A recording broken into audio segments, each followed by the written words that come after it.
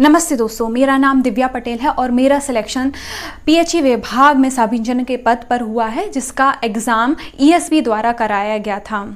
Selection की सभी process complete हो चुकी थी और हम अपनी ज्वाइनिंग का इंतज़ार कर रहे थे। तभी 4 महीने बाद जीएडी ने गाइडलाइन जारी की कि 13% कैंडिडेट को, ओबीसी कैंडिडेट को होल्ड करके बाकी कैंडिडेट को ज्वाइनिंग दे दी जाए।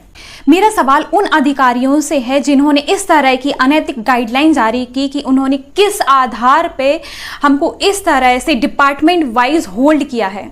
इस तरह के आदेश की वजह से मैं पीएचई विभाग में होल्ड हो गई हूं, क्योंकि पीएचई विभाग का कट ऑफ ज़्यादा था, जबकि अन्य विभाग जैसे आरईएस और दूसरे नगर निगमों में मुझसे कम अंक वालों की ज्वाइनिंग हो गई है। ये कहाँ तक सही है कि ओबीसी कैटेगरी में ही कम अंक वालों को ज्वाइनिंग दे दी जाए और जबकि ज़्यादा अंक लाने वालों को होल्ड कर लिया जाए। और तो और डब्ल्यूआरडी विभाग ने संविदा में काम कर रहे सिलेक्टेड कैंडिडेट से रेजिग्नेशन ले लिया और उनमें से कुछ अब होल्ड पर हैं।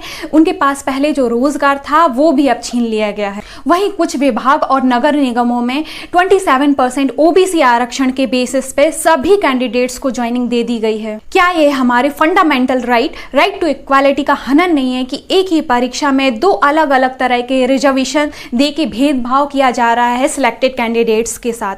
मैं ये जानना चाहती हूँ कि आप एमपीपीएससी का रूल सब इंजीनियर की परीक्षा में क्यों लगा रहे हैं। एमपीपीएससी में पहले ही 2 लिस्ट बनाई गई थी, 13% ओबीसी कैंडिडेट के लिए और 13% यूआर के कैंडिडेट के लिए। वहां किसी ज्यादा मार्क्स वाले अभ्यर्थी के साथ अन्याय नहीं हुआ था कि कम मार्क्स वाला अभ्यर्थी सिलेक्ट हो गया हो और ज्यादा मार्क्स वाला होल्ड कर दिया गया हो। तो आप इस तरह से एमपीपीएससी का रूल सब इंजीनियर के एग्जाम में कैसे लगा सकते हैं?